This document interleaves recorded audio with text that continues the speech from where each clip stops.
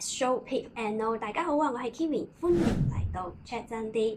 香港統計處近排就出咗一份3至5月嘅收入數據啦。打工仔嘅月入中位數係2.2萬港紙啊，按年增加咗1300蚊。金融保險業仍然係最風光㗎，月入中位數咧去到咗4萬蚊，排 No.1 啦。中環金融呢一份體面工睇落好似好穩陣嘅喎，咪住先。近年咧，科創好似一匹黑馬咁樣，公司瘋狂擴張，薪酬越追越貼，反而傳統銀行業嘅加薪幅度跌到咗行業爆尾啊！一直以嚟，香港經濟都靠住金融、地產食糊，但係咧呢一類行業嘅發展已經見頂㗎啦。金管局嘅數據顯示，2023年金融業請咗27萬人，佔整體就業嘅7.3%，GDP 貢獻咧有成1/4咁多啊！成個行業體量雖然大啦，但係增長就慢到好似老牛拉車，仲要面對住科技換人嘅壓力。恒生啊、摩通啊，近排都要裁員啦，啲打工仔都驚自己飯碗不保。過去5年，金融業嘅加薪幅度咧每年得3到5% 嘅啫，但係科創核心崗位咧閒閒地都有8到12% 啊！差咁遠，究竟係為乜嘅？簡單啲嚟講啦，而家金融界淨係識得喺個存量池度揾食嘅咋，你爭我搶都係喺度搶嗰啲舊餅。但係科創就唔同啦喎，家下淨係增量爆發期啊，新領域、新機會一框框一籮籮，啲公司咧都驚慢人一步啊，霸住啲地盤同埋搶人才先至係正經事嚟㗎嘛。咁點解香港肯使咁大筆錢去爭科技人才？又係啲乜嘢推住香港靜靜雞轉型嘅？首先，香港經濟咧太單一啦，淨係靠住金融同埋地產喺度撐住，就好似行鋼絲咁樣啦。經實有一招失手就冇晒後路咯喎，政府自然就急住出啲新招啦。舊年年底咧就公布咗創新科技發展藍圖，話要咧搞新型嘅工業化，拎咗100個億出嚟搞 Inno Hong Kong 嘅研發平台啊，專門及實嗰啲醫療科技啊、AI 同埋機器人啦，想喺新嘅賽道揾翻啲突破。同埋咧推出咗產學研1+計劃，批咗100億幫大學科研團隊變初創公司，等啲實驗室咧可以真正落地揾到錢。細咧要同單一經濟講拜拜喎。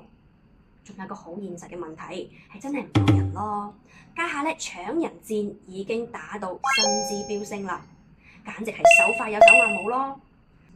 香港科技園嘅初創公司咧，比2020年多咗成60%啊 ！AI 同埋新能源領域咧，佔比超過咗40%。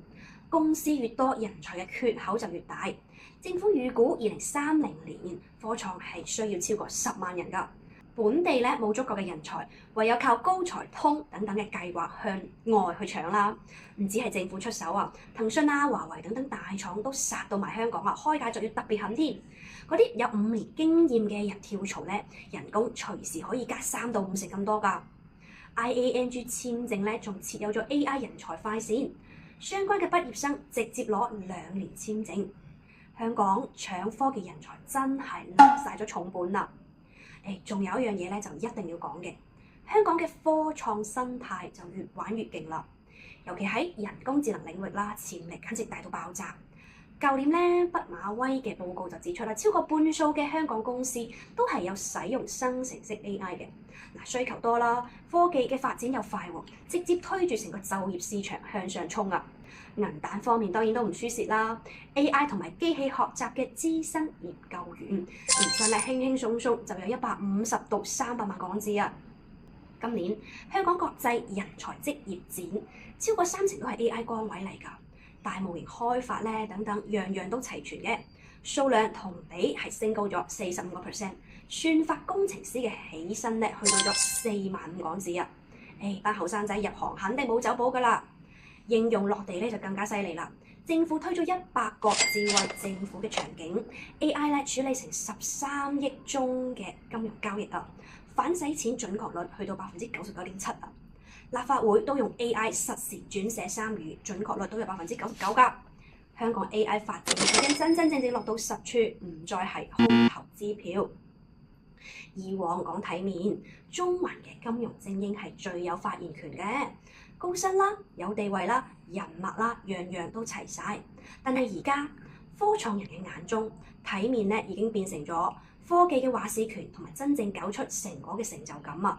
啲數據都話緊俾我哋知，香港高新地盤唔再係金融業獨大啦，科創崛起，一路追新，一路改寫體面兩個字嘅定義。香港社會亦都越嚟越明白，單靠一個行業撐住個經濟係唔夠穩陣㗎。呢一種轉變背後，正係香港由金融中心轉向多元科創樞紐嘅動力啦。一個城市唔再靠一個行業去食糊，先至有底氣去抗風險，有活力可以行落去㗎嘛。多元發展先至係香港未來嘅最大籌碼。好，今日先影到呢度，再見。